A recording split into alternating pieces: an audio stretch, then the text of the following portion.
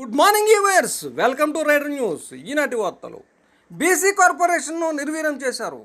వైఎస్ఆర్సీపీ ప్రభుత్వం బీసీ కార్పొరేషన్ను విభజించి నిర్వీర్యం చేసిందని, బలహీన వర్గాల ప్రజలను మోసం చేసిందని రాజోలు మండల పార్టీ అధ్యక్షులు గొబ్బల శ్రీనివాస్ అన్నారు. శివకోడు క్లస్టర్ 7లో జరిగిన జేహో బీసీ సమావేశాల్లో పాల్గొని ఆయన మాట్లాడారు. మెరుగు సత్యప్రసాద్ అధ్యక్షత జరిగిన ఈ కార్యక్రమంలో కడలి ఏడుకొండలు, చిటికల రామ్మోహన్ రావులు ముఖ్య అతిథులుగా పాల్గొన్నారు. బలహీన వర్గాల ప్రజలు ఏకమై అభ్యర్థులను గెలిపించుకోవాలని ఈ సందర్భంగా వారు కోరారు. క్లస్టర్ 8లో జరిగిన మరో కార్యక్రమంలో చిటికల రామ్మోహన్ రావు మాట్లాడారు. టీడీపీతోనే బీసీల అభివృద్ధి సాధ్యమని ఆయన అన్నారు.